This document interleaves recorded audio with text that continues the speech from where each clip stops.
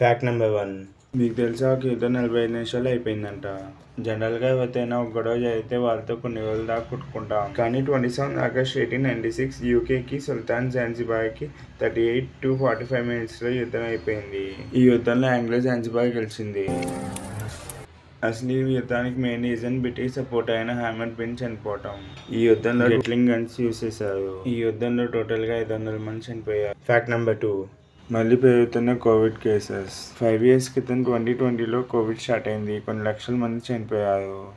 అయితే కోవిడ్ ఇంకోసారి ఒక కొత్త వేరియంట్తో వచ్చింది.